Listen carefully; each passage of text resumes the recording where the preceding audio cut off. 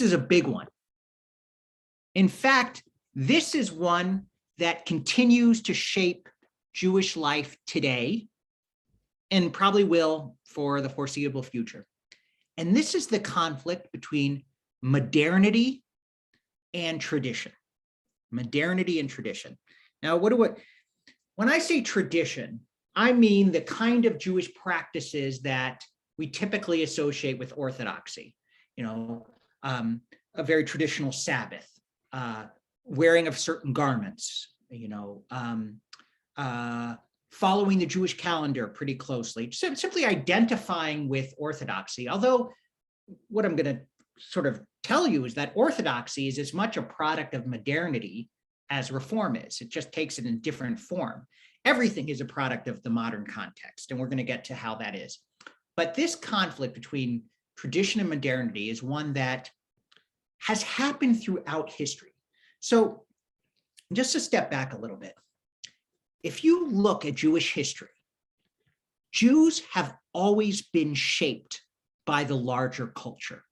We are a very small minority, always have been, except there were certain periods of time when we were a bigger part of the population and bigger, smaller. But since we have not had a Jewish state, since the destruction of the first temple in 586 BCE, Jews have always been a minority living in a land governed by a different culture or political entity. That's been our norm. And we were always shaped by those larger currents. Even going back, most scholars say that circumcision, which we think of as a core Jewish practice, it wasn't something that we invented. It's something that came from the Egyptians. The Egyptians practiced circumcision, and we probably adapted that ritual from Egyptians. The practice of philosophy. That was a Greek, Jews didn't really do philosophy until the Greek era, when Jews were part of the Persian Empire, which was influenced by Greek culture. So then going into Babylonia and certain Jewish practices around hand washing, a lot of that goes back to Babylonia. If you've ever been to a Sephardic synagogue, like there's one in Curacao, there's even one in Amsterdam I was at, and you look at the Jewish last names, the names on the walls of the synagogue are Spanish sounding names. Jews always integrated in many ways into the larger culture. It's been part of our history. In fact, a great conservative rabbi named Gerson Cohn wrote a very provocative essay called "The Blessing of Assimilation in Jewish History," and it was a provocative title because we usually think of assimilation as a negative quality, but he was using assimilation in terms of a positive, that we adopt and embrace in some ways the best parts of the larger culture and integrate it into Judaism. And this has always been true. However, the impact of the larger culture on Judaism has always been limited. Why is that? Well, first of all, throughout history, Jews, we have seen ourselves as the chosen people. Now, we may not think that today, but this idea of chosenness gave Jews a sense that we want to be different than the larger culture. And in some ways, we are better than, superior to the larger culture. This was chosenness. This is Mordecai Kaplan speaking. He wrote about this. That until the 19th century, and we're going to get to why he chose, but Jews saw themselves as separate from and chosen by God, separate from other peoples and chosen by God for a higher purpose. So the impact of the larger culture was limited by the fact that Jews held themselves different, that we were different, and that was a positive. The second thing is that the larger culture was less pervasive. If you lived in a small village amongst other Jews, you really didn't have that much interaction with the larger culture. There weren't airplanes and televisions and radios. There wasn't a global culture that was permeating into your home. You generally lived surrounded by the same people for your entire life. And so a separate culture was very easy to sustain. So even though Jews were, adopted certain practices from the larger culture, Jewish culture was much more pervasive. So it was virtually impossible to assimilate into the larger culture fully because you didn't live in it. This is, by the way, why people who leave Orthodoxy today, it's very difficult sometimes because their entire world, all their friends, all their habits, their clothes, everything has been shaped by that Orthodox community. And so to throw all that aside is very difficult. Now, that was 100 times more difficult several hundred years ago, because there wasn't, you couldn't get online and learn another language. Everything in general, for most Jews throughout history, their world has been limited to the small Jewish community in which they were a part. So assimilation was very difficult. Now, all of that starts to change around 500 years ago. Now, here's the big question. When does the modern period in Judaism and in the world, in the Western world, let's say, when does the modern period begin? Before I give you a couple of possible answers, who thinks they know? When does modernity start? What's the beginning of the modern era? Any ideas? Yeah, I think around the time of Napoleon, maybe, because I think the Jews were granted French citizenship under Napoleon, and later, soon afterwards, they were given full German citizenship. So they could vote, and they were considered citizens of the country they were living in. So that was a big factor, and I think that was put some pressure on them to start assimilating. Excellent. So the 19th century, Napoleon spreads the ideals of the French Revolution across Central Europe. And that is that is a major acceleration of the modern period. Acceleration. I wouldn't say it's the beginning, but it's a major acceleration. We'll get to that. What about even earlier? What's the beginning of modernity? Well, there's no definitive answer. Let me just say that there's no definitive answer. But one of my mentors, my teacher, Michael Meyer, who teaches at HUC, he wrote an essay about this called "When Does the Modern Period in Jewish History Begin?" And one potential answer is the life of Spinoza, which is the 1600s. So this is the earliest possible date for Jewish modernity. You start with Spinoza. Now, why Spinoza? Well, first of all, we have to remember where Spinoza lives. Spinoza is in Amsterdam. And Amsterdam is the first area of the Western world to essentially modernize. Now, what do we mean by modernize? Well, one, it's not really under the control of the church. Amsterdam is essentially a free city. There's, of course, there are churches, but the political authority of the church is weak, does not have much control. So that's one part.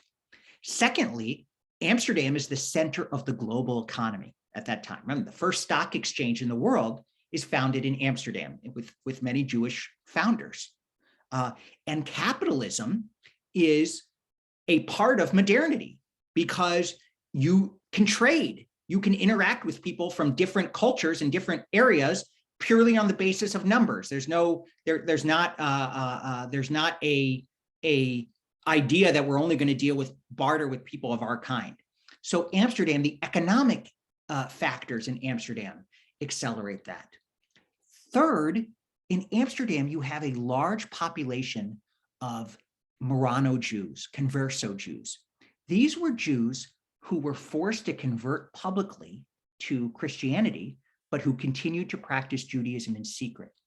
So why that's important is that their identity is already in flux. Now, Spinoza came from one of those families. He came from his grandparents had converted to Catholicism in public, but continued to practice Judaism in private. Ultimately, they escaped Spain and made their way to Amsterdam. So Spinoza is already growing up feeling like an outsider to the traditional Jewish community, yet he is Jewish. He's also living in Amsterdam. He's exposed to humanistic thinkers, right? That was starting, the 1600s is when John Locke is starting to write, certain philosophers, we have the very beginnings of the Enlightenment. And Spinoza is the first person who essentially leaves the Jewish community, but does not convert to another religion. He becomes the first secular person. And that is modern. The idea that your identity can be separate from your religious group is a modern notion. But before Spinoza, everybody, even people like Leonardo da Vinci, people who we associate with modernity, they were always attached to a certain religious community. Spinoza essentially becomes the first individual. Also, by the way, in the 17th century, you have the invention of the mirror. This is very important. The technology also shapes how we see ourselves. And the mirror is part of the rise of the individual.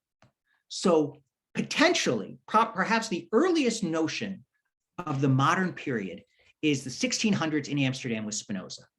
But again, it's a very limited case. And most Jews in the 1600s still lived in very traditional shtetls, small towns, infused by Jewish culture, and really had no connection to the larger intellectual currents that were going on in the world. By the way, remember, 1492, you have Jews exiled from Spain. And then in the 1500s, you have the rise of the printing press and Gutenberg and the Protestant Reformation. Now, a lot of that doesn't really affect the Jewish community so much, but it does lead to greater literacy and a spread of knowledge and a kind of undermining of the clerical hierarchy in the Catholic Church. Again, that doesn't affect the Jewish community so much, but the currents are in the air for a undermining of traditional authority. And that really starts in Amsterdam in the 1600s. Yeah, go ahead, Sarah. A question. So wasn't Spinoza actually excommunicated from the Jewish community in Amsterdam? I mean, I don't know if he chose to become secular, but he was helped to become secular by his excommunication. Absolutely. He was excommunicated for raising difficult questions. He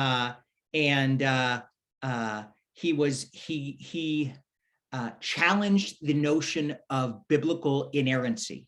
He challenged the idea that God wrote the Torah, and because of that, he was excommunicated, which had not traditionally been a Jewish practice. Jews had never really excommunicated. It wasn't done, but it was done to Spinoza. So, but he, at that point, what makes him interesting is at that point he could have become Christian. I mean, that was, if you left the Jewish community, other people had left the Jewish community over history. Many people had, and you became Christian. You joined the other. You became part of the majority.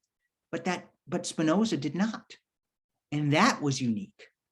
You know, that was something that was not ever happened before. So that's really what makes him a kind of different than your typical person. Not that there was a long history of excommunication, but there was a history of people leaving the Jewish community, but not just staying secular. Other questions? Okay, so then we get to the 1700s, the 18th century. And this is where things really start to get going. And there are two primary currents that are happening. And I think one is political and one is intellectual. One's emancipation and one's enlightenment. Now let's start with the Enlightenment. Let's start with the intellectual currents. So in the 1700s, you get the rise of a kind of intellectual class. You have Jean-Jacques Rousseau, Immanuel Kant, Voltaire, John Locke, who's a little bit earlier, Galileo, who's a little bit earlier, Diderot, who's a little bit earlier, but there's a new class of writers and thinkers. Adam Smith in Scotland writes The Wealth of Nations. And this class of intellectuals starts to question some of the sort of fundamental assumptions about how we look at the world. And among those assumptions is the role of religion, of God, the idea of a supernatural God that's in control of everything, the idea of knowledge, of questioning, of doubt as a virtue, the study of other disciplines like economics, geology, philosophy. All of this is happening in the 17th century or 1700s. And what this does is it ultimately starts to undermine some of the fundamental assumptions of traditional religious life, and especially in Judaism. The reason it especially hits Jews is many Jews suffered because of their religion. So the idea that something that weakens the power of religious coercion exercised by the Catholic Church and by the Protestant Church, ideas that undermined that coercive power that hurt Jews would be embraced by Jews. So essentially, secular intellectual life is embraced by many Jews because they see these religious orthodoxies as oppressive. So many Jews are very welcoming of new intellectual currents in Western European life. Not all, there are some very traditional Jews who reject it, but in Western Europe, there is a kind of openness to these new ideas because it is seen as a path of freedom. If we can weaken the power of the church, Jews can be freer to make a living, to move around, to not be restricted to living in ghettos and so forth. So this new intellectual current begins to really shape Jewish life, and Jews start to read books from non-Jewish writers. This is a major shift. And at the same time, there is a political emancipation. And what I mean by that is, up until that point, most of Western Europe is essentially governed by the church. You remember the Holy Roman Empire, which reigns in Europe. The idea of a secular state or of a political state with a monarch. Yes, England has a monarch. France has monarchs, and Germany has various little principalities governed by kind of princes, and same with Italy. But really, the dominant political force is the church. In the 1700s, the power begins to shift from the church to the government, to the state. Now, why that is, there's a variety of reasons. One of them is simply the intellectual undermining of the church. The other is the rise of leaders like Napoleon. But probably, Napoleon comes a little later, probably first and foremost is the French Revolution. So the French Revolution results from a monarchy that has become so corrupt and so distant from the people that it ultimately leads to a revolt. So the traditional order is undermined by a intellectual, political movement.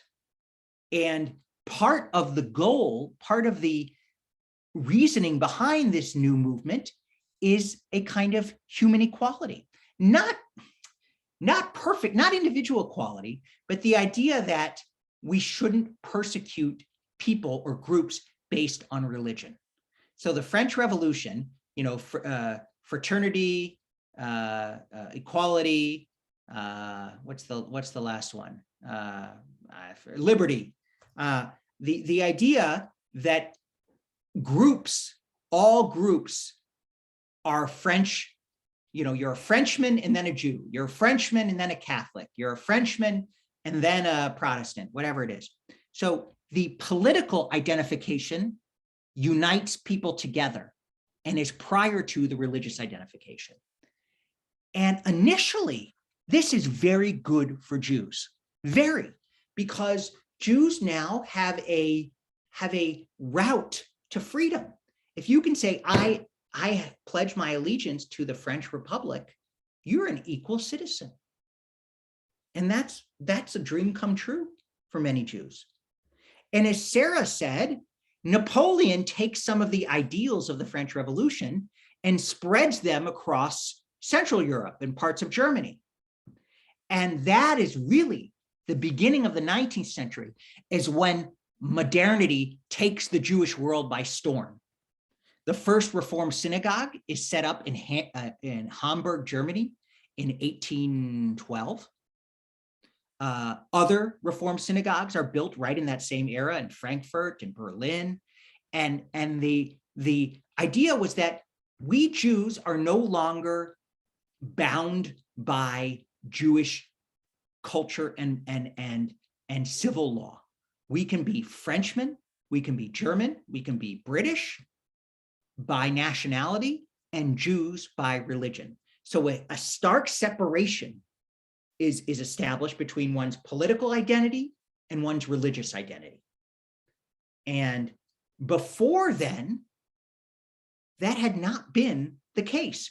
Your political and religious identity are one and the same.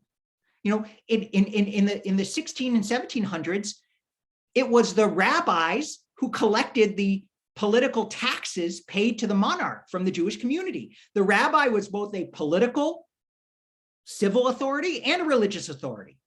The two were together. Now, in the 19th century, there's a separation between one's political identity and one's religious identity. And that is part of the birth of the modern period. Jews could go to secular universities. Jews could work in communities with non-Jews, and this was a major shift.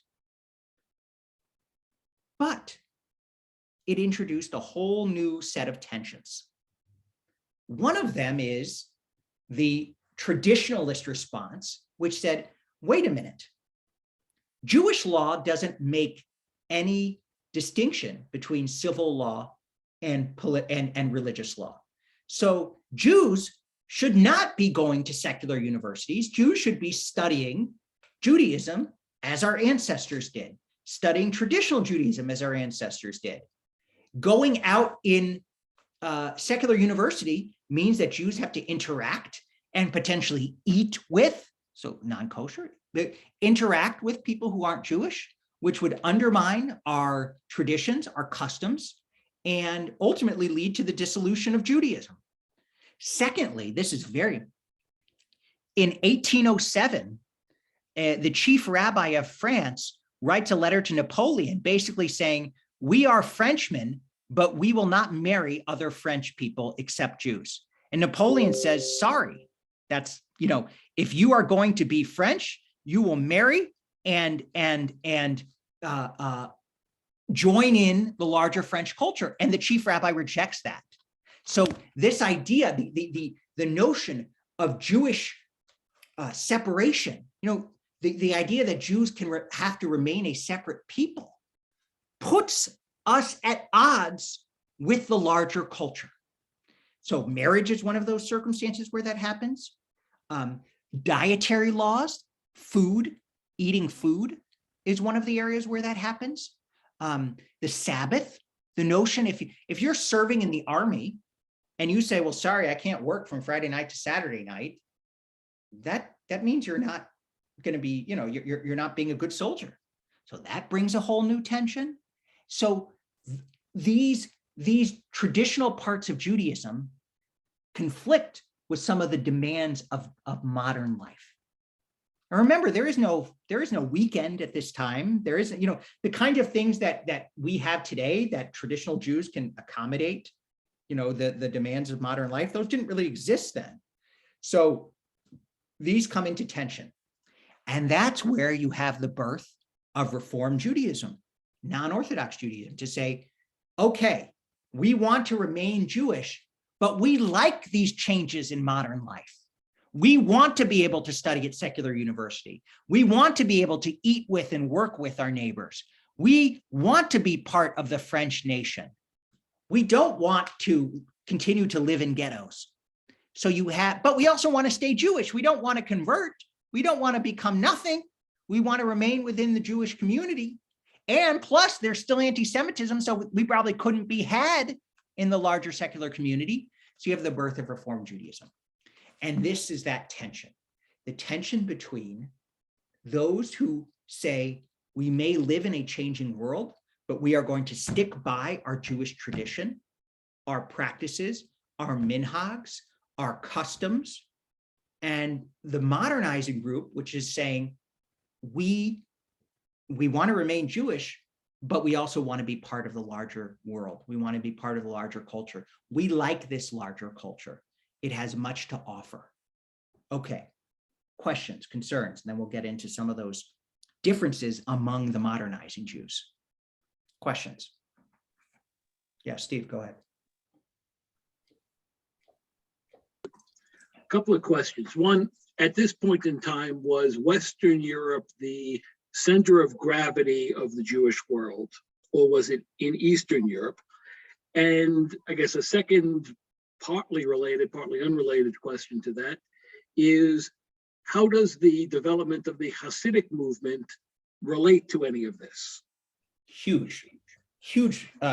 So is Western Europe the center of Jewish life? Not really. It's difficult to say what the center of Jewish life is because Jews lived everywhere. I mean, there were big Jewish communities in Iraq, Iran, Yemen, North Africa. They are big Jewish communities in all those places. Poland, Eastern Europe. So in many ways, no, Western Europe isn't the center of Jewish life. Probably if you had to pick where is the dominant Jewish, where are Jews the largest concentration, it's probably Eastern Europe. It's probably, Poland, Romania, that whole area. However, provinces. Yeah. However, the reason Western Europe is kind of so central is that is where kind of the ultimately the wealthiest and most influential Jewish communities emerge in the 1800s. So the Jews in that community begin, because the Western world builds so much wealth and grows, especially through the British Empire and Napoleon. So they become essentially the most important Jewish community, even though numerically they're not. So, and then all the modern, essentially, I was in a discussion with a couple of other rabbis, a webinar, and we were talking about the Jewish movements and whether they're important anymore. The fact that, we have these denominations. And I pointed out, the denominations were all invented in Germany in the 19th century, and they were just a small group of, this was not it wasn't a huge number of people that got together and said, we're going to divide Judaism into three movements. It was a small group in Germany. So a lot of the kind of shaping of Jewish life happened in Western Europe in the 19th century amongst a small group of Jews who happened to be influential, but it wasn't really the central. Now, part of the reason that happened is, and this is just such a sad part of Jewish history, is that 90% of the Eastern European Jewish world was murdered in the Holocaust. I mean, that whole world of Hasidism and mysticism and these thriving Jewish communities, very traditional, were all killed. They were all murdered. So, at that point, America became the center of Jewish life.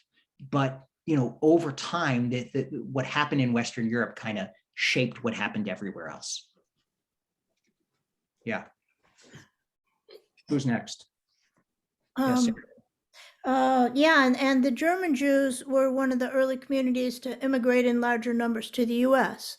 True. So like in the Chicago area, the German Jews, which were partly Reform Jews, were some of the first Jews to build synagogues and start the Jewish community in Chicago and in many other places. And then the wave of Eastern European Jews in immigration came, so the 1860s maybe was a wave of German Jewish immigration. One of my grandfathers served in the Civil War, actually, who was a German Jew. And then in the 1880s and 90s, a big influx of Eastern European Jews came, which were usually Yiddish speakers and more devout. So You're absolutely right. And this is a very good point to make here. America is essentially built by modern Jews. America is built as modernity, is built by modernity. Europe is built by tradition. America is built by modernity. Why is that? Well, as Sarah just pointed out, many of the first Jews to come to America came from Germany, and most of them were already assimilated. They were part of that group of modern Jews who went to secular university, who already had some assimilation in their homes. They were German speaking. They weren't Yiddish speaking. This is the first, this is in the 1840s and 1850s, and they came to America. Now, secondly, at that time, to come to America, you already had to be a little bit of an outsider in your larger culture. I mean, who are the people who are getting up and leaving their entire world and family behind to go make a new life across the ocean? These were risk takers. These were not conservative, you know, these were people who were willing to kind of think differently, to do something, to build something new. So America essentially self-selects for a more modern group of Jews. And that's why now there were Jews in America before. There were about 1,000 to 2,000 Jews who were mostly Sephardic, and they were traders, they were merchants, the most famous of which is Chaim Solomon, who was a financier and friend of George Washington, who helped finance the Revolutionary War. Very amazing guy, very interesting. And there were others. Most of them ended up assimilating. You know, it's very hard when you are a very small minority in an overwhelmingly Christian country, and it's hard to get a minion, you end up assimilating. And that's essentially most of those Sephardic families no longer, you know, they're many generations integrated.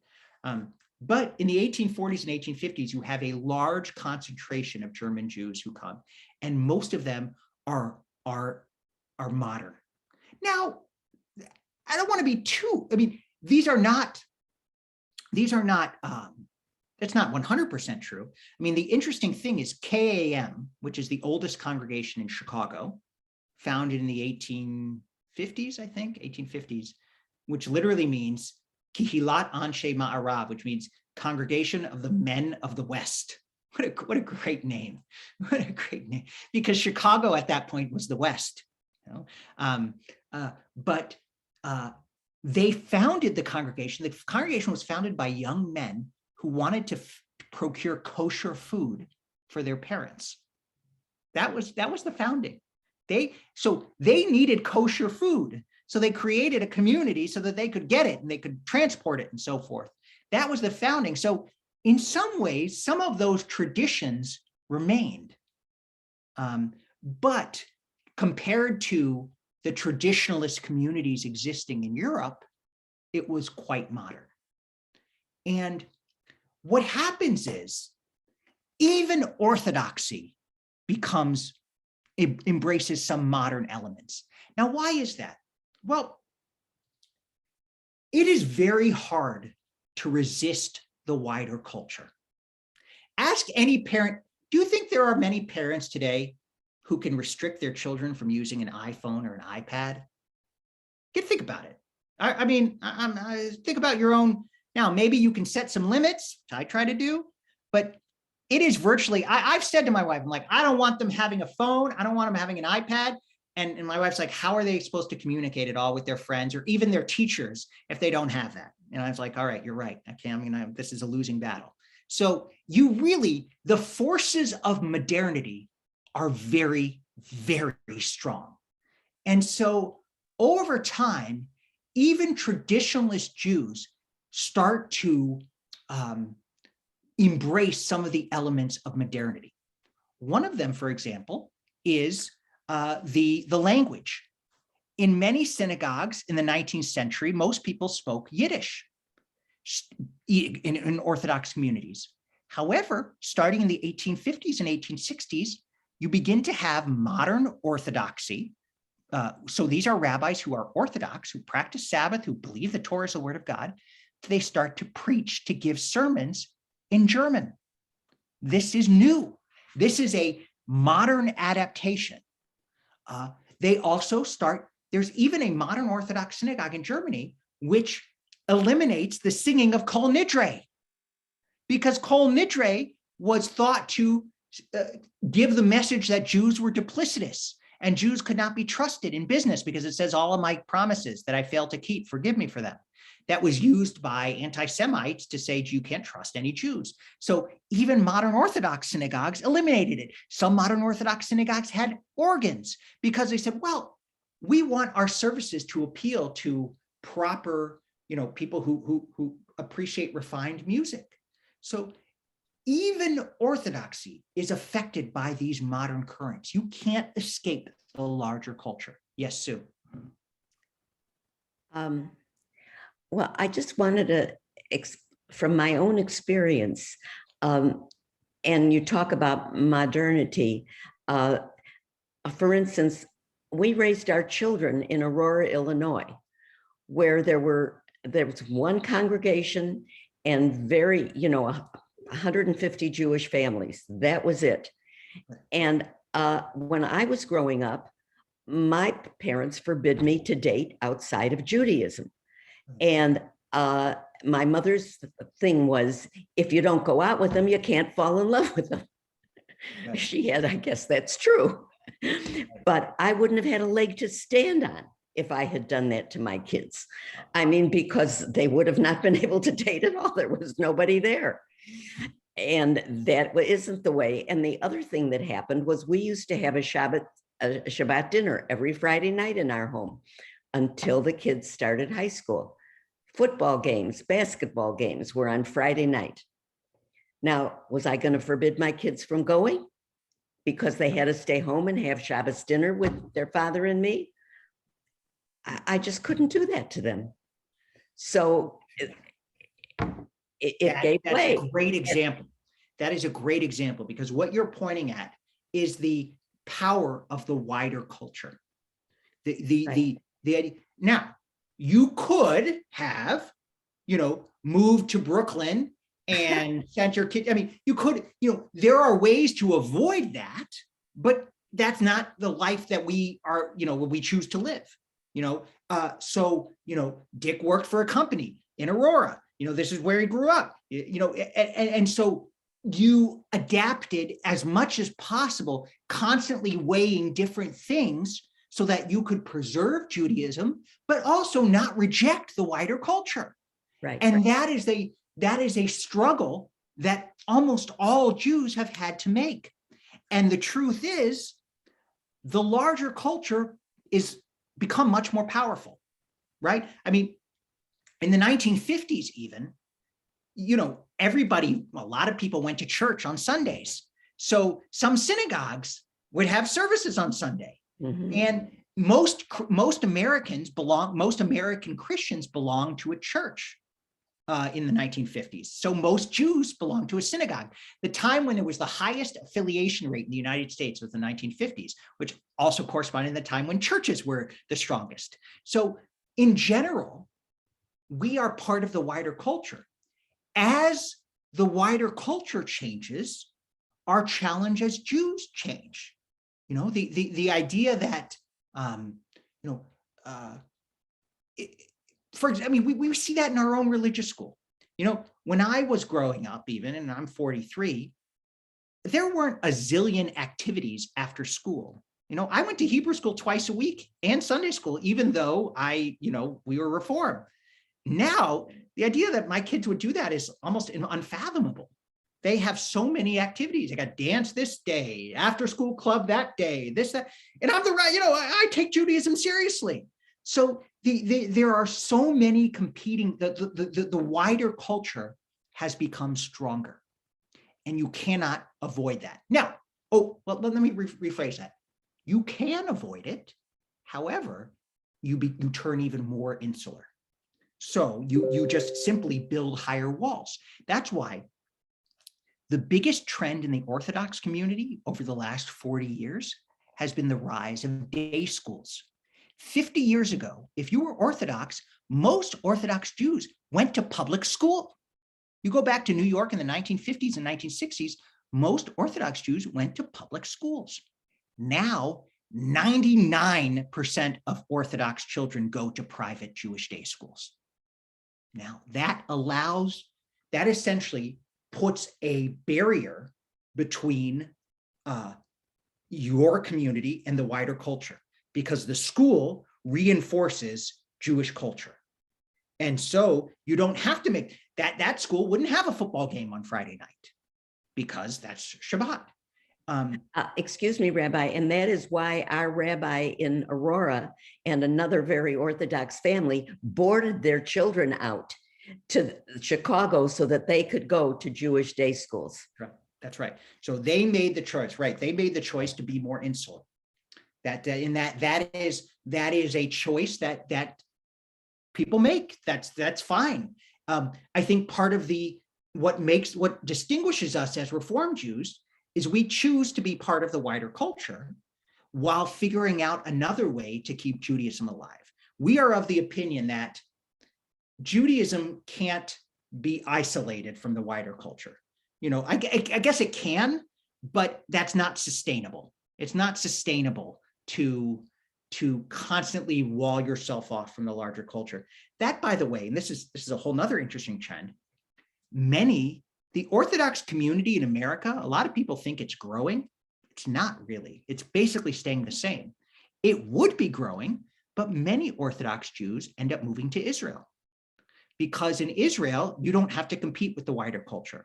I mean, I think almost every Orthodox family I know has at least some part of the family that has made Aliyah. I mean, think of our former executive director, Alan Litwack, his daughter made Aliyah. I think you talk to almost any modern Orthodox person, they have at least someone in their close family who has made Aliyah. So, because in Israel, you're not forced to, even though many Israelis are secular, you can live a full Jewish life and not have to compete with the wider culture. It gets exhausting to compete with the wider culture. If you want to cut your kids off, from most things, who wants to have that battle all the time? So this battle, I call it a battle, but it's really a constant negotiation between the wider culture and traditional Judaism. And there's really no winning point. It's a constant negotiation. For example, there was a period of time when part of the role of rabbis in synagogues was to help Jews become more American.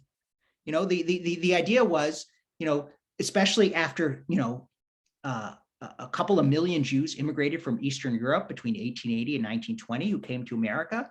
The idea was, well, we need to help them become American. They're too ethnic. We need to, help them clean up, learn baseball, do things that generally promote Americanism while also maintaining Judaism.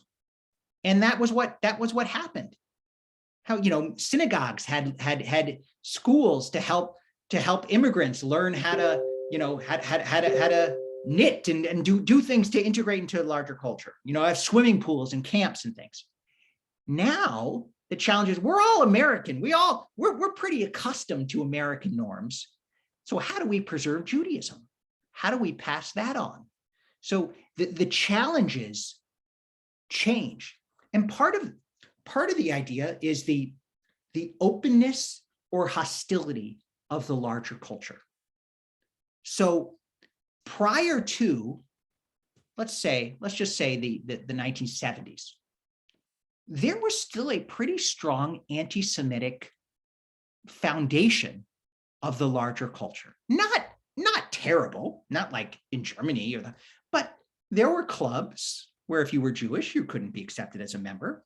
There were buildings, East Lakeshore Drive, where if you were Jewish, you really wouldn't be accepted by the co-op. There were universities that had quotas. So Jews were still kind of outsiders. that really has changed, not 100%, but changed dramatically. And so in a sense, the wider culture is much more open to Jews and Judaism. So that means that assimilation is much easier. You can easily, I mean, I know many who live in our neighborhood, in our city, who are Jewish, but who have absolutely nothing to do with Judaism. And they're fully part of the wider culture, and really Judaism is almost an afterthought. That would not have been possible 50 years ago for most people. But now it is. So that changes. In some ways, anti-Semitism helps preserve Judaism. Spinoza pointed that out. Go back to Spinoza. Spinoza said the only reason Jews have survived is because of anti-Semitism and circumcision. This is what Spinoza said. Now, there really is not much. There's some. And again, I did a whole, we talked about that in a couple classes ago about the existence of anti-Semitism. Has been rising.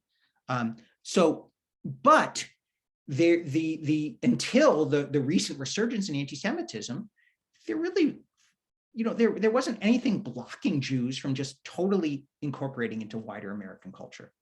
And even I know there's anti-Semitism today, but if you are somebody who's Jewish who says, well, I reject Israel and I reject all of those bad things about Judaism, you would be accepted by the wider culture. You would be accepted by this sort of culture that I believe has contributed to the rise of anti-Semitism. So the openness of the wider culture has meant that Jews have to do a little bit more work to survive. It's like a seesaw.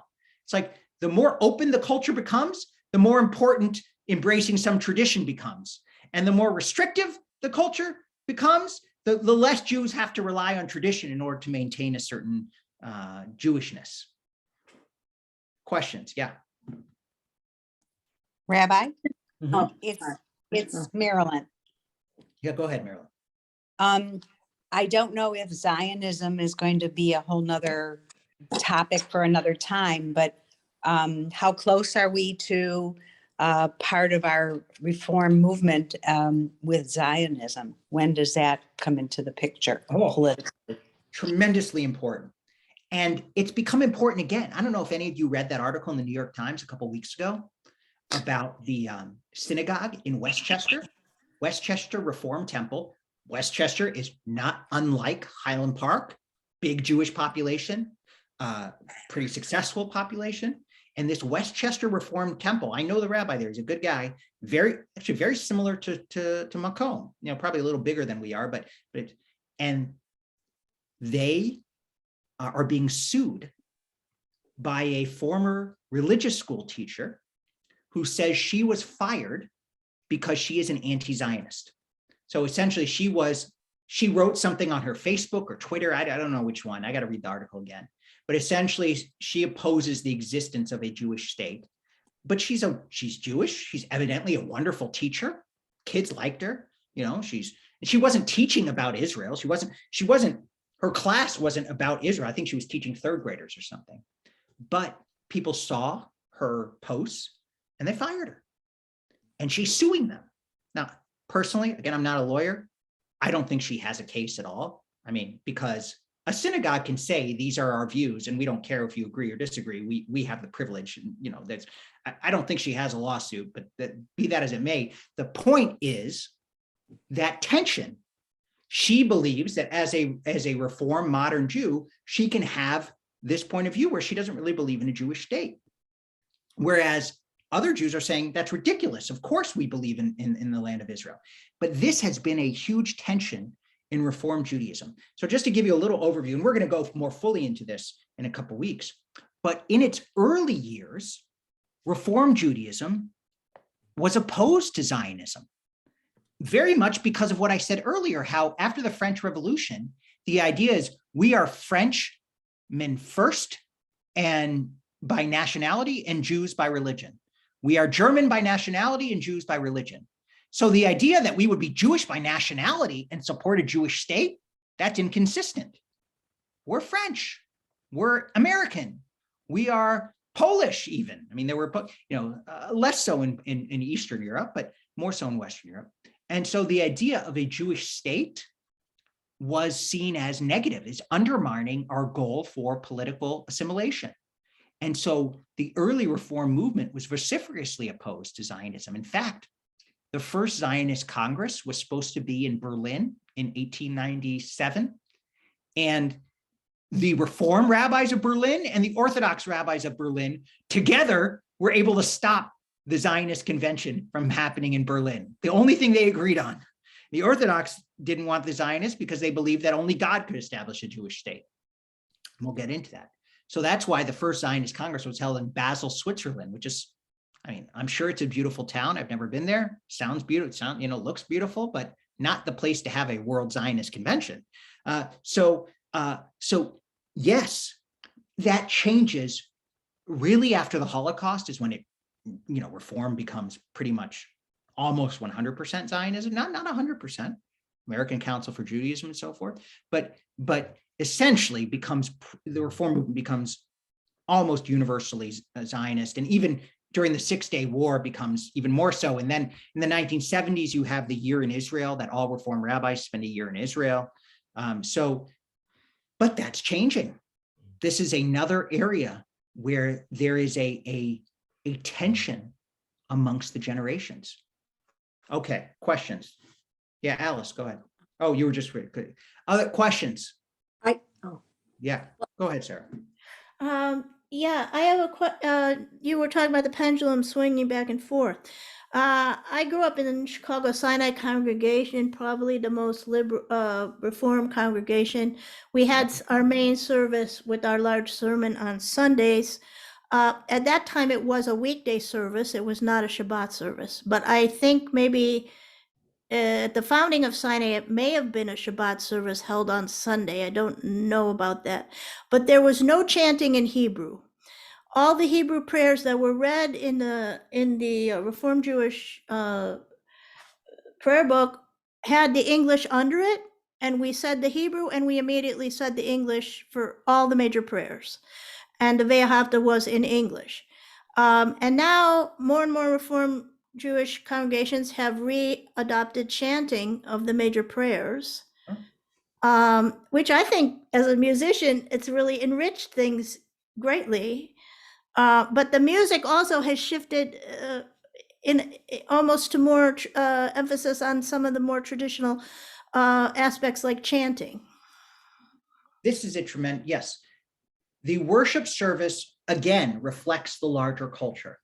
So go back to 1950s, 1960s, 60s, it changes a little bit towards the end, but the service represented the music and the style of the larger culture.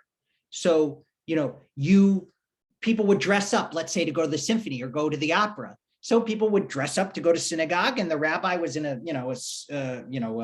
morning coat and give a sermon from on high. And that was similar to the wider culture.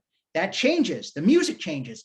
So a lot of this, again, this is that ongoing tension between traditional Jewish practices and the wider culture.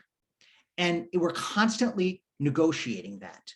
And that is, Sunday services was an adaptation because many Jews had to work on Saturday. If you were a shopkeeper and you wanted to keep your store open, and, weekends are busy time, how could you close on Saturday? And everyone else was closed on Sunday.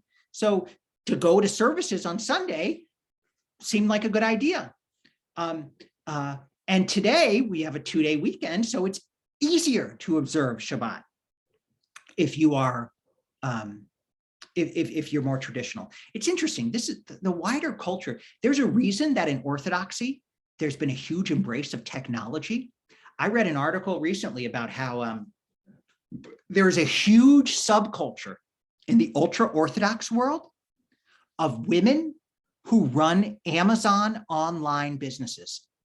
And this is because you can run an Amazon online business from your home. All you've got to do is you've got to source different materials from warehouses. You can do that all on the computer. And you can do all of that. And You don't have to leave the house to interact with men, so you don't have to worry about that. And you don't really have to work on Shabbat. If you can figure out your systems so that you can be off of technology on Saturday, you can do that. And in that culture, a lot of men don't really work; they just study. So there is a huge subculture of ultra Orthodox women who run these Amazon online businesses, and that's quite a remarkable adaptation of modern technology to allow for a more ultra traditional lifestyle. So again, it's a constant navigation and negotiation. There is a constant debate in the modern Orthodox world about what kinds of restrictions, how long should people go to university for? Should they take a gap year to go and live in Israel? There is a constant questions that sometimes we probably don't think all that much about, but that are a constant way of navigating Jewish survival, because the wider culture is so strong, it is so powerful, and will overwhelm communities if they don't figure out some strategy to adapt to it. Other questions? Okay, we covered a lot, but what I want you to take away is that the controversy in Judaism between the modern world and traditional world is an ongoing conflict. And I think every Jewish person faces it to one degree or another. I mean, I remember at my first student pulpit, so I was a second year rabbinical student, and I would go down once a month to Columbus, Indiana. Beautiful town, really beautiful town. And I would lead Shabbat services, and then I went there for the holidays. Well, turned out that Yom Kippur, the weekend I was there, I was staying at the home of the president of the congregation, and lovely family. He had to work on Yom Kippur. And who am I? I'm a second year rabbinical student. I was a little uncomfortable with the fact that he had to go to work, but he was in the insurance business and he had a meeting that he had to go to, essentially maybe to feed his family. I don't know how much money he made. I don't know what it was, but to me, it was kind of illustrative. Here is this guy. He clearly cares about Judaism. He's president of the synagogue in a small town, where he's trying to keep the synagogue alive. And he has to go, or he feels he has to go to work on Yom Kippur. So he did. And I led the service and it was beautiful. And he was a good president. He was a good guy. But that was this tension he was facing. And I think all Jews, to one degree or another, face that tension of how we survive. So I wish all of you a wonderful rest of the week, and I will see you next time. Thank you. Bye, everybody. Thank you. Bye-bye. Thank you. Bye-bye. Thank you.